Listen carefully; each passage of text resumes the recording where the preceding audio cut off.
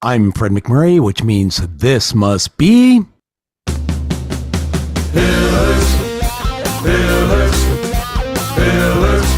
of Franchising. Pillars of Franchising.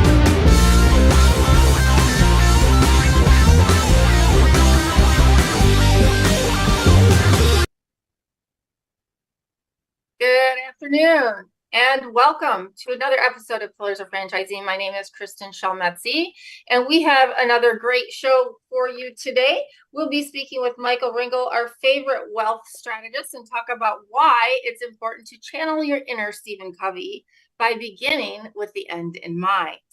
But first, Karen, let's talk about what's happening on the streets. Hello. Well, today, how are you today? I'm good. I can't believe it's Thursday already. I know. I can't either. So I was kind of excited the past couple of weeks because Franchise Business Review just came out with their annual survey. And I always love that because it's a survey that's really based on feedback of franchise owners. And I think they're the best source, right, for rating surveys. Yeah, for sure. And, I think I had mentioned before, Ray and I said it on Tuesday. That's why it rings a bell. Ray and I just completed our survey for the Molly Maid organization. And they are really, I met the founder of Franchise Business Review in San Diego at the IFA meeting. And what a great guy. I mean, really, his whole goal is just to make sure that people have a platform to speak about their experience in the franchise industry with their specific brand and tell everybody what they really think about it. And, you can choose to have it be private, or you can share your information, which I really like. I do too. And I think many times when you're doing one for, your franchisor, people are kind of afraid, right? They're like, okay, do I tell the truth? Can this be tracked to me? And what I like about this, you're right. It can be, you can be anonymous or you can give your name. Yeah. And I love it because they're really taking a look at franchisee satisfaction, performance results. And I like it that they're really taking a look at the training, leadership, core values. And what I love is it's lifestyle. Do they like what they're doing? Because we all know that, when people are looking for a franchise, those are key parts because this is your life. Sure. And often we're giving up very frequently really good paying corporate jobs that are for the most part stable, but we've just decided that it's time, right? And so the ability to have something that makes you feel good about what you're doing at the same time that you're obviously growing and replacing your income and all those things is really, really important. Absolutely. And I also, it's that, so you've got to make sure you find the right franchise for you. We talk a lot about that because it does vary based on so many different things. Yeah. And what's great about this survey is they really break it out into categories. I mean, they've got for women, top franchises for women, top franchises for veterans, top franchises for food, best multi. So if you think about it, you can pretty much slice and dice it each way as you're trying to make a decision about what type of franchise is for you. So what were some of your favorite parts about the survey results that you read in this article? Well, the one I liked the most was the Franchise Hall of Fame. And because that's one where, you can be, one time. So you can do like, one time you get in, that's great. But the Franchise Hall of Fame, it's set up and celebrates franchisees that have kind of demonstrated that long-term commitment to positive and rewarding experience for their franchisees. So to get into this, you have to be in the franchise top 200 at least 10 times. So that really shows commitment to excellence and commitment to franchisees. So I like that they celebrated that. Yeah. And you want to talk about maybe the top couple things that they, on here, for example, they say the 5 things that they use to measure franchisee satisfaction, to your point, training and support, leadership, financial opportunity, franchise community, and overall satisfaction. So what were some of the companies that surprised you that were on the list? Were there any that interesting? Yeah, I had a couple of, well, what I find fascinating is I always forget the number of franchises that aren't food. because I think so many times we think of franchising, we think of food. Yes. And out of the top 200, I didn't count the ones that aren't, but there's a very large number. And it's just fascinating. It's a gold swim school, things like, automotive, different types of like coaching companies. I had a list of, cruise companies, fast signs. So what I love about it, it's really, that's why it's not one size fits all. And you can find something for you. And I also love it that they put in the amount of investment, because that's also going to vary for many of us based on what we can do, what we can afford. Yeah. And, I'd like to just give a shout out to Franchise Business Review. Make sure anybody who's out there and you're like, wow, I'd really like to check that out. I want to know who's on that list. All you need to do is go to franchisebusinessreview.com and they'll have their top 200 list there. And as Karen just mentioned, there are filters. So if you're somebody who's looking to invest under 50,000, between 50 and 100, or over 200, whatever category you might be looking at, investing in, I would certainly take a look and just see what they have to say. Again, a lot of this is super, super candid. I know I try to be very candid, so it helps not only the franchisees see that they're not alone in the way they feel, but also the franchisor to take it as some constructive criticism and look inside themselves to decide, is there things that we need to change, and what is it that we need to change? So absolutely. Well, very good, Karen. I think that's a great thing to have come out just before the show today. And I hope everybody will take a look again. And that is at franchisebusinessreview.com. And we look forward to having a great show today. We hope that you'll all jot some notes down as we go through the interview with Michael Ringel. And we'll be right back coming up after this. Or we won't. We'll come right now. Surprise, Michael. Here we are. So, Michael, you have been with us before. I always introduce you as our favorite wealth strategist. But you do a lot more than just that. So tell us what it is that you do and how did you get in this space? Sure. Well, I appreciate having me back. Our last conversation was a lot of fun, and share with you a little bit about my background. I'm a CPA. I'm also a certified exit planner. And prior to working in the financial services industry, in the 90s, I worked with a company called Let's Talk Business Network. And what we did was we built entrepreneurial support groups for business owners to come together and talk about the different issues and challenges in their business. Very similar to Vistage or a Tab. We did it in the 90s, and we brought people together. And what we discovered was when you strip away the uniqueness of what we do for a living, the issues and challenges are all the same. Marketing, sales, PR, technology, hiring and firing. Right. So getting entrepreneurs together to learn from each other, best practices, is really the way people love to learn. For sure. And so, you hit on something very interesting in your last conversation, with Karen, is that, I discovered that most people, they don't go into business just for the money. The money is a strategic byproduct. Most people start their business or go into business or leave corporate America because they have some purpose, right? I talk to a lot of companies in the home health industry, and a lot of the people were nurses or respiratory therapists, people who want to give back. And by growing a business and doing it in the franchise model, right, the strategic byproduct is creating cash flow for them, their families, and the employees that work for them. Right. So our mission is to empower families to experience purpose, freedom, and abundance in their lives. Wow. And the way we accomplish it is by inspiring and coaching families on the truths of investing and design a plan that supports their purpose. That's awesome. That's a big order. Yeah. As we delve into these questions, because I'm going to let Karen start us off, but I want to remind everybody, because this is a topic that many of you are probably interested in. We do have a call-in number, which is 323-580-5755. Occasionally, you'll see it run across the bottom of your screen if you happen to be watching. But again, it's 323-580-5755. If you have questions for Michael or some in general franchise questions that you'd like to ask that you feel are relevant. Go ahead, Karen. Yeah. No, I was just going to say, so when do you feel people truly need to begin the planning process? Sure. And then also even the exit planning? Karen, that's a great question. Kristin, I think you brought it up before, in Stephen Covey's book, The 7 Habits of Highly Effective People.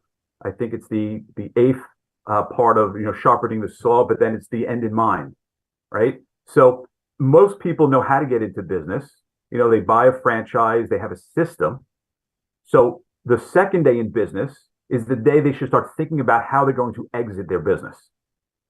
And they may not exit for the next 5, 10, 15, 20 years. But what if you were exit ready? What if somehow you started planning and then somebody along the way came to you with the largest check you've probably ever seen in your life and says, I want to buy your business. Are you ready to exit? Last year, my colleague and I had 3 companies that were in that position. 2 of them sold for $30 million. Owners were exit ready. They knew exactly what they were doing with the money. They knew exactly how it was going to transpire, but they weren't looking for it, right? Yeah. They just, venture capitalists came along and said, we want this business. They saw the opportunity and they went for it. So for the last, I would say, 15, 20 years, we've been working with entrepreneurs and business owners, really focusing on their exit planning, because we all know with 100% certainty that you're going to leave your business someday, right? Either it's going to be on your terms, it's going to be on somebody else's terms, and most business owners haven't planned on it, and there's no dress rehearsal. Right. A lot of times you don't get a second shot at this. So how can we put a plan together to help you become exit ready? From the business point of view, we could talk about looking at the personal point of view as well, but we start focusing on, what's the purpose of your business? What are you looking to get out of your business? What's the value of your business? Right. Well, that seems like right now, now I will say, I think a benefit to franchising is that they tend to prepare franchisees to at least have a kind of a good sense of what the business is worth. But that can be a really intimidating question, Sure. So how do you get to the bottom? I mean, you help entrepreneurs and franchise owners. Do you find that one is, they've got to be very different in how you deal with them, right? Yes and no. It's interesting because most business owners don't get a valuation of their business, right? And the reason is that it's typically expensive. Yep. You have to hire an accounting firm to come in and disrupt 2 to 3 days of getting financial data. And as entrepreneurs, we go. We're working in the business, not on the business.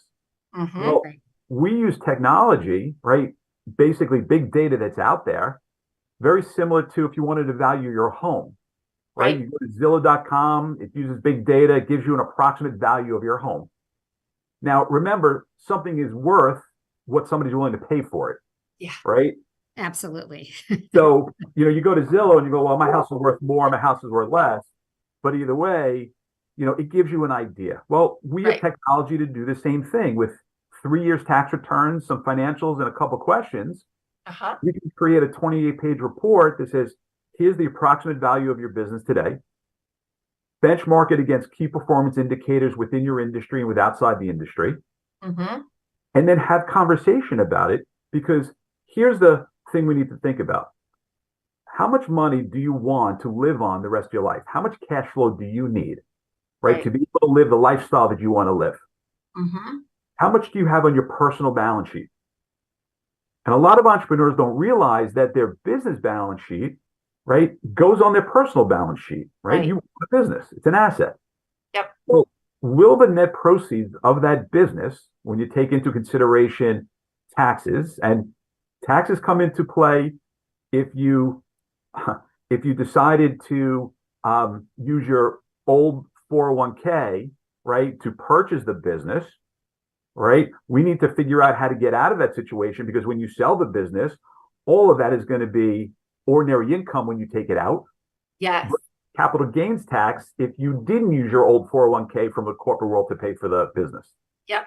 That's actually a really good point. And I think that's where it's great that not only are you a wealth strategist, but you are a CPA, because people like me, I was tempted to do a 401k rollover, Yeah. but because of that very fact, my CPA said, you pay now or you pay later. And I said, I'd rather just pay now. Yeah. So we rolled it into a Roth, paid the tax, Right. to hopefully minimize the day that we decide to exit. Yeah, absolutely. And then think about, will the net proceeds from the sale of the business, plus what's on your personal balance sheet, be able to produce the income that you're going to want to live on the rest of your life? Right. How is it invested? Do you have any guaranteed income? What does it look like? And if there's a gap between the two, well, then how do you add value to your business over the next 10, 15, 20 years so that you get the number that you can plug and play into the planning that says, okay, this number will allow me to live that lifestyle. See, that's the key reason why you do it up front, right? So then you're not years later when you want to exit to say, whoops, Right. we didn't do that. And Yeah. it's too We're going to work at Walmart part-time. Exactly. Yeah. Exactly. Because I think people don't think about that going in. No, I mean, I can't tell you how many people, you work so hard in your business every day, and then turn around one day, and to you, because of the blood, sweat, and tears and the sweat equity you put into your business, a lot of entrepreneurs believe that their business is worth a lot more than somebody's willing to pay for it. It's just a common thing, right? Because it's your baby. It's what you've been working on. Of course, wouldn't somebody want to pay that or want that? Yeah. So when you discover that it's not that way, then it's devastating, and you may have to change your lifestyle. Like, for example, there's a company that I was working with that decided that they chose not to sell the business because the net proceeds would not allow them to live the lifestyle. And what they did was they brought in professional management, and they paid them handsomely and turned their business into basically an ATM. And the professional management will run the business forever. Yep. And they're just pulling out cash, spending an hour or two a week, maybe in the business. Right. And it's producing more income for them. Well, that's interesting, because I have had that conversation with several people over the last few weeks. As people start to, on their terms, calling it aging out or wanting to retire. And, I thought, well, geez, as long as my business is making money, do I really want to get out? Right. I mean, right. And I think that's a great strategy. But let me ask you, so in doing that, and then again, beginning with the end in mind, when you set up your corporation, we talked a little bit about that pre-tax, your 401k money. Right. That really drives, or should drive, whether you're an S Corp, a C Corp, or an LLC. Should it not all kind of play in part of the same formula? Absolutely. Well, when you're an LLC, you would declare how you're taxed, right? Okay. When you create the rollover, right, you have to be a C Corp. Yeah. Yeah. So, and there are pros and cons to that, right?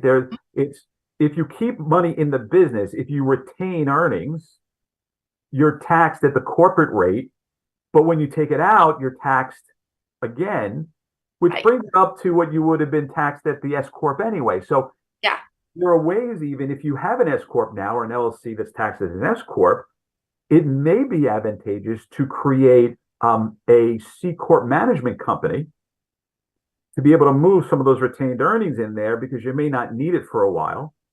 Interesting. So that's one of the things that we're seeing a lot of companies looking into.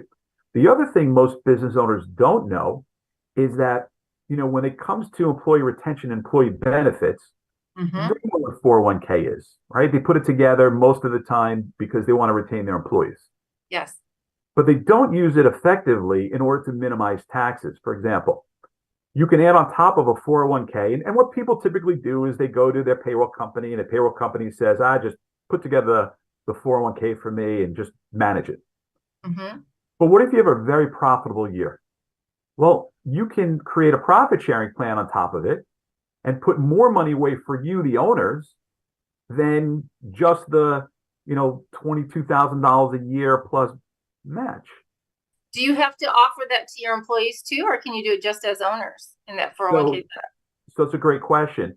The eligible employees, right, the way the IRS works is that in order for you, the business owner, to get the benefit of putting away a lot more money, you have to give some to the employees. Right. You can't discriminate. Yeah. But here's the thing. Let's say you have a business that is producing a lot of income for the last few years, and it's going to continue to grow. Mm-hmm. Well, there are plans that you can combine with the 401k profit sharing called a cash balance plan. And a cash balance plan allows the business owners to put away a lot more money, 6 figures in a lot of cases, while only giving a little bit to the employees. We did a plan design with our actuaries for one of our franchisees, and what we discovered was that in this cash balance plan, both owners could put away an extra $200,000 a year each, and only have to give up $20,000 to the employees. Wow. Wow, that's amazing. And some people listening may be like, "Oh my gosh, I can't believe you want to give more to your employees. It's because of them." But what they don't realize is a lot of us, myself included, I gambled my entire 401k on this business.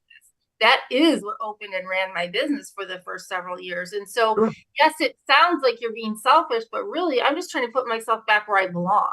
Right. And you deserve it. And you're playing within the rules of the IRS. Like, there's no gray. This is black or white. And what's really cool about it is that when you're in the 401k, the 3% or 4% match, that's the employee's money right away. If they leave, they take it. Right. In the profit sharing, which is discretionary each year, if you have a great year, you could add to it. If you don't have a good year, you don't have to add to it. The employee portion is on what is called a 6-year vesting schedule. So that they're not entitled to it right away. If they've been with you for 1 to 2 years, right? They're not entitled to anything if they leave.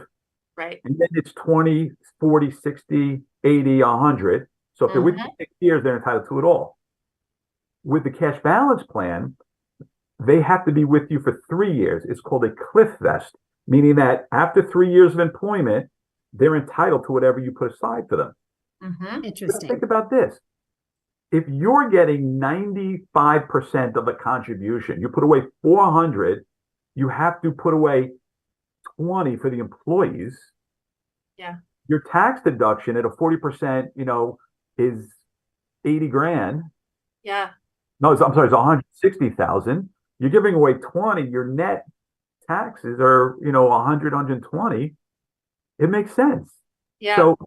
So what we do is we look at that. We look at the different ways to exit the business. We look at how do you retain employees? How do you put non-qualified plans together? And then be able to say, okay, here's what it looks like today. Here's how you add value to the business. Here's how you invest money based upon Nobel Prize winning academic strategies without speculating in gambling.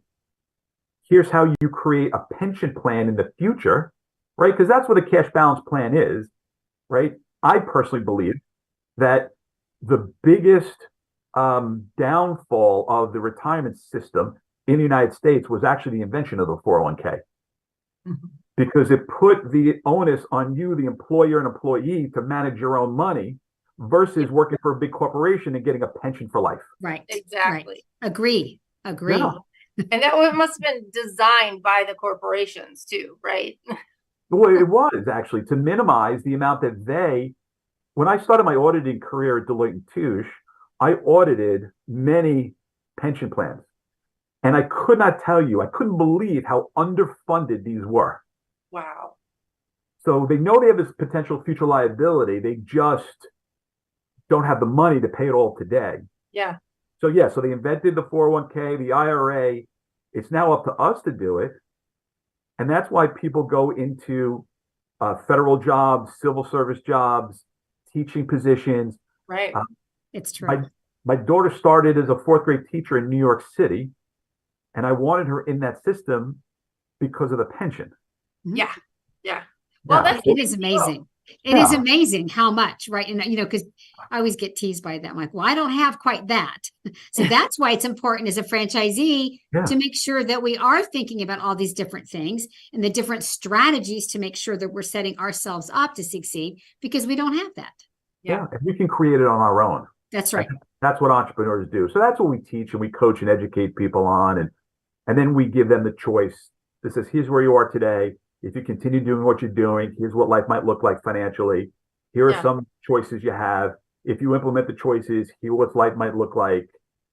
And then what we do is we then use the financial products in the marketplace to fulfill the strategy versus trying to sell stuff to people. right.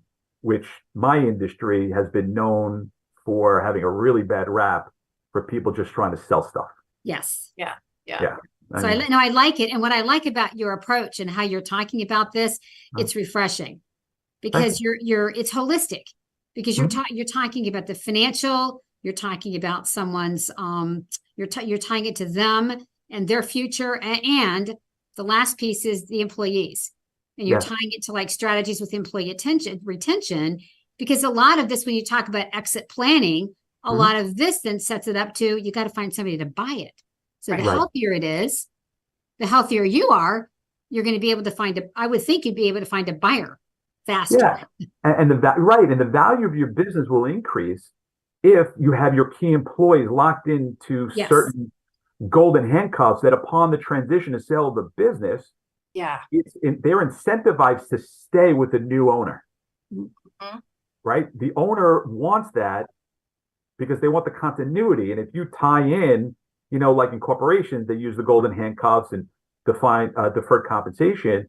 You as the business owner could do that as well. And that just adds value to the overall business itself. Absolutely. Because we're talking about value, obviously brand plays into this quite largely. And, it's kind of my opinion that if you have a franchise brand, it's one that obviously people know about, they see it, they're aware in most cases. Do you find that franchise brands have been easier to exit than a mom and pop shop type thing, or not necessarily? That's a great question. Not necessarily. A lot of it is very specific. It's specific on the competition in your area. It's specific on how what's the potential growth in your area.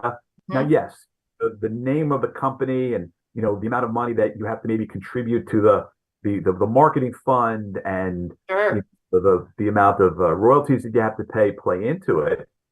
And compared to independence, it adds value to it. But there's so many variables that go into play that it's tough to say. Yeah. I noticed that you work with franchisees and franchisors. Yes. And and by the way, I've been on both sides, franchisor, franchisee side.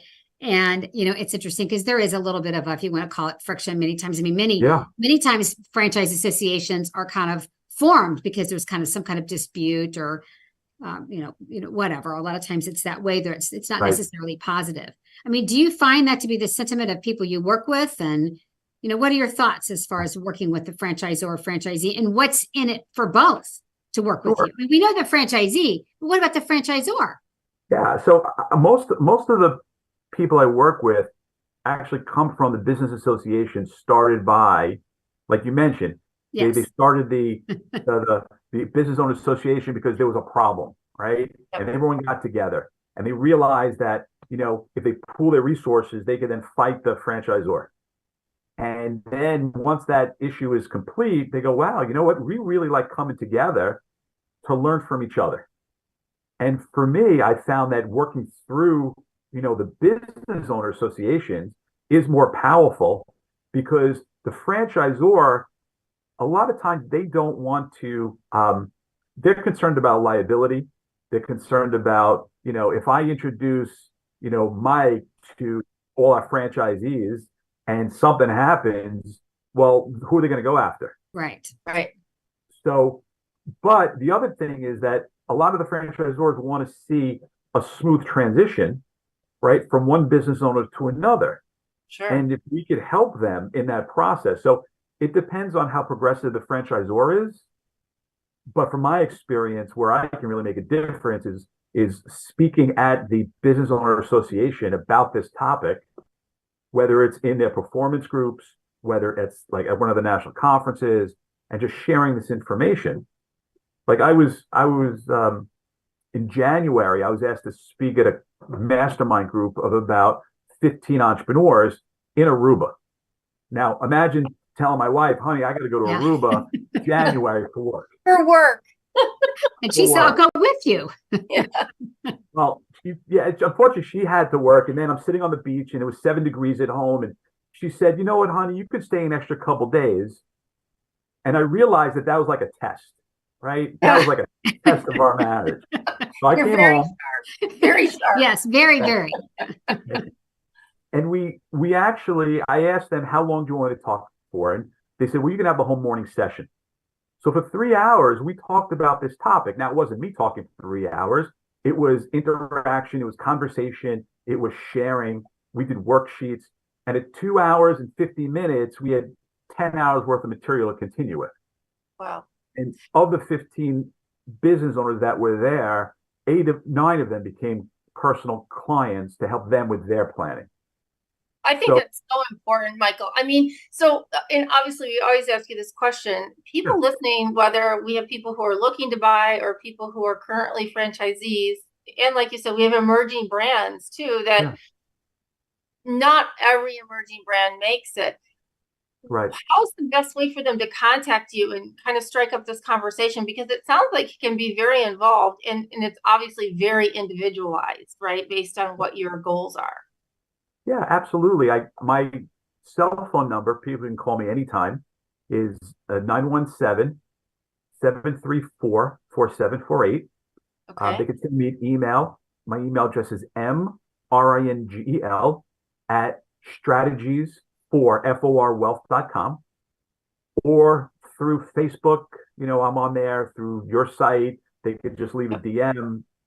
More than happy to have a conversation with anybody about what's going on in their world when it comes to their business, entrepreneurship. Sure. Even sharing just resources and books are really important because we can use those as tools to help people who are not ready today. Well, I almost feel like that's exactly where I was going to go. People who are thinking and they call and say, hey, Kristin, I want to buy a franchise. Can you help me? I almost feel like this is one of the due diligence steps that we have to have people take, at least make the phone call so you can ask the questions and they can start planting those seeds to know, okay, if I'm going to invest $200,000 or $50,000, what's my plan to make that back and then some, so I'm okay when I retire? Absolutely. Yeah. And there's no cost to have a conversation, right? We can schedule a time to meet, to talk. I love learning about entrepreneurs and business owners, especially since we started doing this as far as the support community for entrepreneurs. Thank you for inviting me on the show. I love talking about it because there's nothing better than seeing somebody realize their life's work. Yeah. Again, it's not just about the money; it's about the purpose. Yeah, absolutely. Well, and I think that more and more people would feel more comfortable going into business, whether again is, individualized or whether it be a franchise, if they had a very clear vision. I know that's something I sort of had, right? But not down to the details, where now as I age, I'm like, whoa, I better get it together. and don't you think the franchisees, that the ones that I worked with, the ones that did have the plan, that had kind of a grasp on it and that had the exit plan going in, I felt as if they weren't as, if you want to call it, fearful, that they were much more confident. And I think their decisions were more of strategic decisions instead of just kind of the moment to moment. So there's a calmness there. Well, then they wind up like Ray, traveling all over the country. I know. Right? Yeah, we all want to be like Ray. He's living the high life, checks in now and then, but who knows where he pops up next. I mean, really, and that's fantastic. Michael, I just want to thank you again for coming on, because I really think this is something that people should not be afraid of. It's got to be one of those preparatory steps before you make the leap into business ownership. And we're really glad to have you as part of our group. So I just want to say thank you. Thank you. I appreciate your time. It's always a pleasure. Great Yes, talking and with you. we'll have all your contact information on our website. So if anybody's interested, don't hesitate to go to pillarsoffranchising.com and you can look up Mike's name and you'll find him there. And we're going to go to break, but I want to remind you, we do have a call-in number today of 323-580-5755. We look forward to hearing from you, and we'll be right back after this. Hey, franchise owners. How's your local marketing? Do you feel like you could use some help keeping up with your social media posts and comments and reviews? Do you wonder if you could be doing more to attract local customers? Are you able to identify new move-ins to your local area? At Westvine, we help franchisees like you reach more local customers through digital marketing. With daily monitoring, creative content, and ad placement, and customer data intelligence, we'll get your business in front of the people who want your products or services. We also work with franchisors who need an agency to handle the digital marketing for all of their locations. If you're ready to reach more local customers, give us a call at 805-265-5440 or visit us at westvine.com. That's 805-265-5440 or westvine.com. I have to give a huge shout out to Westvine because if any of you out there have owned a small business or are currently in the throes of it, oh my gosh, the local marketing requirements in terms of just keeping up with social media is mind-numbing. Jerry, do you feel my pain? I feel your pain. One of my businesses does almost all of their client recruitment through social media platforms now. So Yeah. if you don't do it, you need to be doing it. And if you start doing it, you're only going to keep growing in that segment because it continues to move more and more that way, especially as our population gets younger and younger. Not like me. Or me. But hey, welcome back. Oh my gosh. I feel like every time I see you, you've changed a little. We wait so long. Well, I'm older and fatter. Is that what you're speaking of? I was going to say you look a little more toned, but if you want to go the opposite way, that's okay. I mean, I wasn't going to go there, but. I appreciate that. Fred is on the. Did you see he tried to replace Karen with Ray in the middle of your segment? Oh, I saw that. That was disappointing to all of us watching. Nothing against you, Ray, but we didn't want to trade you and Karen. Okay. I think he was just making sure that Ray was paying attention. I got it. Well, Yeah. We have a series now that we're going to start today. Yep. Sure. Yeah, I just got off. I served on a panel with some really smart people. They put me on there for eye candy, I think. So I was in amongst a group of really smart people talking about the new joint employer rule that has been rolled out. And so we're going to do 3 weeks. Actually, it's over 4 weeks, but we're going to do 3 segments on it so that we can try and bring people up to speed with today's history of what has gone on. And then week's Thanksgiving. So that'll be a whole other thing. And then in 2 weeks, we're going to do some comparisons of the past and the present so that everybody gets a good feel for why there's concern about it. And then in 3 weeks, we're going to talk about what if this actually happens. What does that look like as a franchisor and a franchisee? That's right. The big if that we're talking about is joint employership, correct? Joint employer. And this is, let's start the history lesson. This has been going on for 15 years or more. It started primarily because of the slow but inevitable death of unions and their lack of being able to recruit new members. And now I want to, before I get hate mail, I want to let everybody know I was a member of a union for a couple of years. My father was a union member and worked on the management team of a union for many years. Unions had their place. In some cases, they still have their place, but it's not our fault. You can't recruit people. And so don't screw up the franchise model in order to fix a problem you've got. So anyhow, that's where it started. And then they got their handmaidens in Washington, D.C. to carry the water. So this has been going on for 12 to 15 years. It has been through Congress 4 or 5 times and got voted down every time. Mm-hmm. Not once or twice, every time. And then, you know, in 2015, excuse me, during the Obama administration, the NLRB came out with a rule that changed what had been the precedent for joint employer designations over 40 years. So 40 years. Their definition of what defines joint employership is what really sparked a lot of this. That's exactly right. Okay. Because what it does is it literally puts the onus on a franchisor to be responsible for the franchisee's employees. So in other words, a union can't organize 7 employees in one of my locations. They can, but it's difficult because there's thousands of them, of those locations. But if they were able to get some way put in place to put the onus on a corporate franchisor where they're held accountable for 40,000 employees, it becomes much easier to, you know, implement some sort of an organizational type thing. So that's kind of the baseline of the history on this thing. But it has gone back and forth. It's been shot down many times. It is rearing its ugly head again right now. And the NLRB, literally in this case, in the last 3 changes. So in 2015, when it got changed, there was a change to the makeup of the NLRB management team. Okay.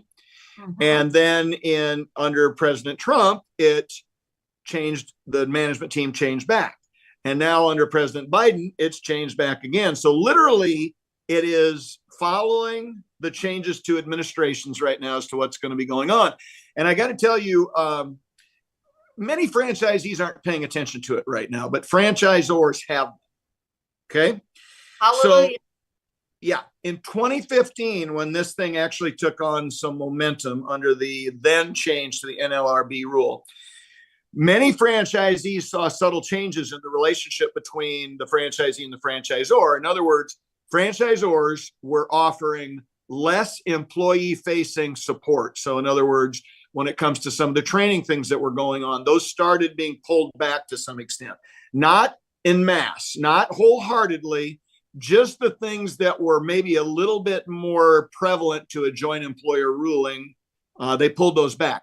What ended up happening for franchisees is they noticed the loss of some of those. So most of them had to, if they had any size, if they're a franchisee with multiple units, they implemented their own local training to make up for some of the things they lost. But if you are a franchisee with 1 or 2 units, you likely won't have the wherewithal to put a training program in place of what you were getting before. Now, it's not just training. There's a multitude of things that impact the relationship that could cause a court to judge you to be part of a joint employer relationship.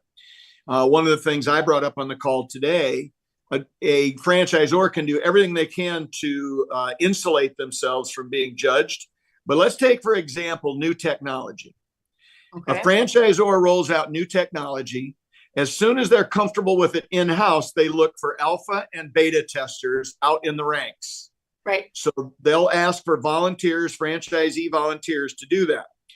When that technology, let's use POS as an example. When that new POS technology hits, who are the ones that interact with POS more than anybody else up and down the system?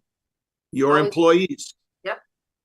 So since the franchisees don't know anything about the new POS system yet, that entails corporate employees training your staff on how to be an alpha and beta tester with new technology. Yeah. But I can't think of anything that's closer than that. Yeah. I mean, all of this, and I'm glad that we're doing a bit of a history lesson because, you know, my fear is that people are going to be afraid to buy a franchise. But that should be the case.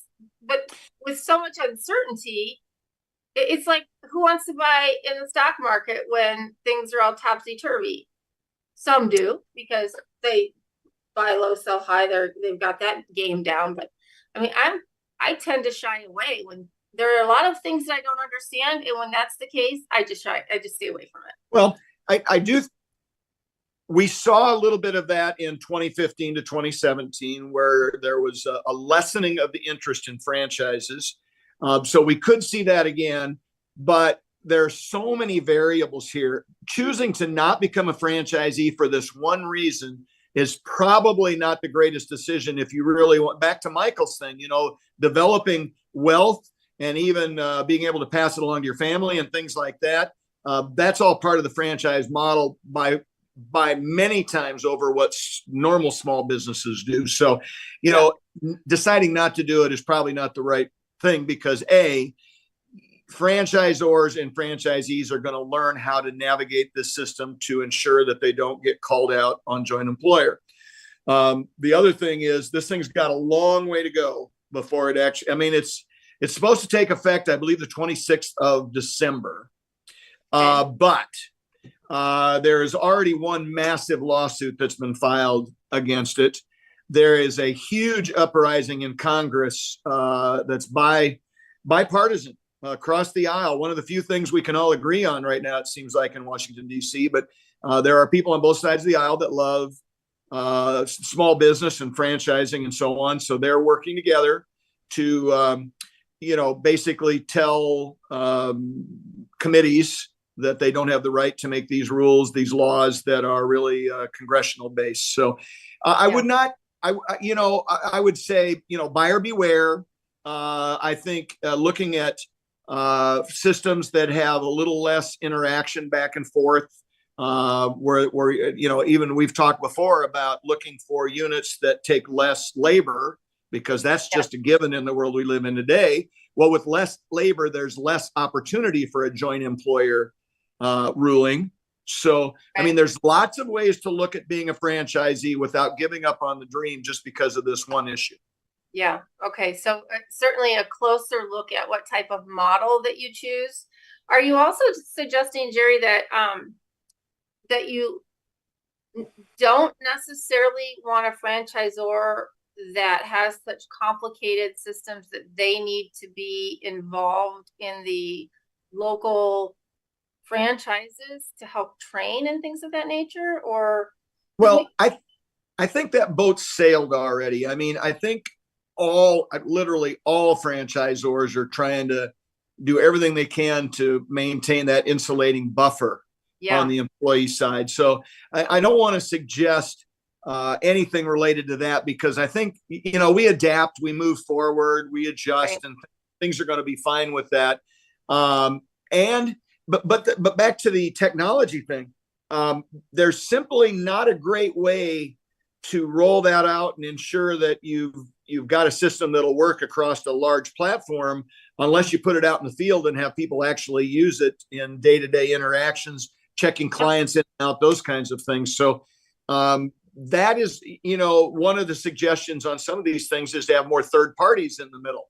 Well, yes, but it's going to add a lot more cost to rolling things out, which franchisees pay. After franchisors pay, franchisees pay. And then, of course, that cost gets rolled along to consumers. So frankly, consumers shouldn't like any of this stuff either, because ultimately they're going to pay for it. Yeah.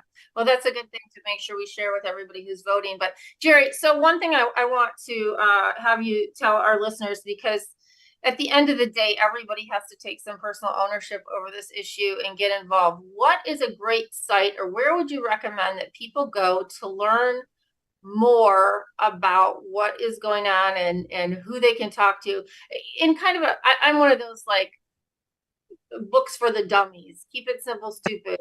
Where do I get not the legal jargon, but the tell it straight? How's it going to impact me? Well, the International Franchise Association, IFA, has a website that's really powerful, and they've got a tremendous library on this, as well as videotapes. That's how old I am. Videos made of training on how to identify this and protect yourself and so on. In fact, as I said, I served as a member of a panel today on a nationwide group that presented on this to, 400 to 600 people across the country. So There's a lot of information there. That's one of the first places I would go to try and sort through this. But again, this is not a reason not to get into franchising. Just understand that it's like anything else, whether it's regulations or taxation or any of the other things that we have to face as business owners. Just one more thing we've got to be aware of and be prepared for. If you're a prospective franchisee, consider the labor side of things, not just because of joint employer, but because labor's tough now and may get tougher. So look for things that take a little less labor, or what I like to look for right now, things that have taken a fair amount of labor, but are now becoming so mechanized, so industrialized that they've figured out ways to use AI and computers and software and all of those kinds of things to gradually squeeze down the amount of labor that it takes to run. So I understand in Fort Worth, there's a McDonald's that doesn't have a human being in it. I'm going to drive to Fort Worth just to buy a burger. Yeah, I think I want to go with you to that. That's interesting. So anyhow, there will be a lot more information in 2 weeks and 3 weeks. Wait a minute. That's right. Yeah, 2 weeks and 3 weeks on this. Next week is Thanksgiving, and we're going to let you guys know all about what we're thankful for in franchising. Sounds great, Jerry. Thank you so much. We can't wait to hear what else you got there, and hopefully we'll get some information out, whether it's on our blog via videos or your own personal penmanship. We'll look forward to that. Sounds great. Thanks, Kristin. Thank you so much, Jerry. 50 graduates resulting in 7 new franchisees owning 8 franchise brands, more than a dozen skilled graduates who are employees of franchise companies, all of them having earned a concentration in franchising exclusively granted by the Titus Center at Palm Beach Atlantic University, plus more than 80 franchise professionals on our advisory board. The Titus Center for Franchising is on fire in West Palm Beach, Florida. What do you need to join us? My students want to hear from you. They may even want to buy your franchise or work for your company. TitusCenter.com. And we'd like to thank you all for joining us on the show today. Certainly, if you're thinking about getting into franchising or any kind of business, please be sure to take some notes on some of the things that Mike Ringel shared with us today. I think he's got a wealth of information that would help everybody in that situation. A big shout out again to Jerry Akers, who's out there helping us fight the joint employership, along with the IFA president, Matt Holler. We certainly appreciate everything that those folks do to help protect the franchising model. Thank you to our resident experts and Million Dollar mentors, Ray Pillar, Karen Kimsey Sword, Jerry Akers. My name is Kristin Selmeczy. I am your 4th Million Dollar mentor. And be sure to tune in next week at pillarsoffranchising.com or wherever you get your podcast, 4 p.m. Central Standard Time, for yet another episode of Pillars of Franchising. We'd like to wish you all a happy holiday Thanksgiving week and season. And we look forward to seeing you right here again next week. Thank you to our producer, Fred McMurray. He gets really mad if I forget him. So we'll see you all next week. Have a wonderful day. And remember, when you're in franchising or getting into it, success starts here at pillarsoffranchising.com. Have a great week.